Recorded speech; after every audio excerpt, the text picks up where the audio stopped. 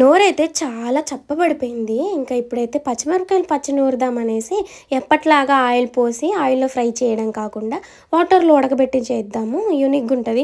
ఇప్పుడు అందరూ ఇలానే చేసుకుంటున్నారనేసి చేస్తున్నాను. ఇందులో చాలా రకాల వెజిటబుల్స్ వేద్దాం అనుకున్నా కానీ దొండకాయలు ఒక్కటే నాకు అందుబాటులో ఉన్నాయి. పచ్చిమిరపకాయలు, దొండకాయలు, అలాగే టమాటాలు, కొంచెం చింతపండు, అలాగే ఉప్పు ఇప్పుడు వేసుకుంటే వేసుకోవచ్చు. లేదా అంటే ఇంకా మనం మిక్సీ పట్టుకునేటప్పుడైనా లేకపోతే రోట్లో నూరుకునేటప్పుడైనా వేసుకోవచ్చు.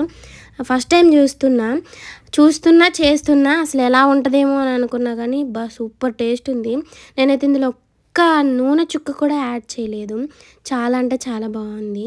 సో ఇంకా వెజ్జెస్ మొత్తం ఇలా ఉడకపెట్టేసుకొని తర్వాత చక్కగా మనం మొత్తం వాటర్ అంతా సగం అయిపోయిన తర్వాత ఇంకా ముక్కలు మొత్తం ఉడికిపోయిన తర్వాత ఇంకా మనం మిక్సీ లేదా రోట్లో వేసుకొనైనా రుబ్బుకోవడమే. చాలా అంటే చాలా బాగుంది అసలుకి నిజంగా. ఇంకా ఈలోపు అయితే మా హస్బెండ్ అయితే స్కూల్లో దింపి రావడానికి అయితే వెళ్తున్నారు.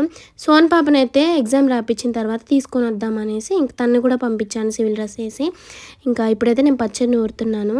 కొంచెం వాటర్గా ఉన్నాయి కాబట్టి కొంచెం మొహం మీద చింపించి పడుతున్నాయి. ఇంకా చాలా జాగ్రత్తగా చూసుకొని నూరాలి. ఓకేనా ఫ్రెండ్స్, వీడియో నచ్చితే లైక్ చేయండి. పచ్చడి అయితే ఎంత బాగుందంటే చాలా బాగుంది. పచ్చడి నూరిన తర్వాత ఇంకా మనం పోపు పెట్టేసుకుంటే ఇంకా బాగుంటుంది. ఇందులో వెల్లుల్లిపాయలు, ఉల్లిపాయలు కూడా వేసుకోవాలి. ఉల్లిపాయలు వేసుకుంటే ఎక్కువ రోజులు ఉండదు కాబట్టి చూసి వేసుకోండి. వీడియో నచ్చితే లైక్ చేయండి. Bye friends, have a nice day.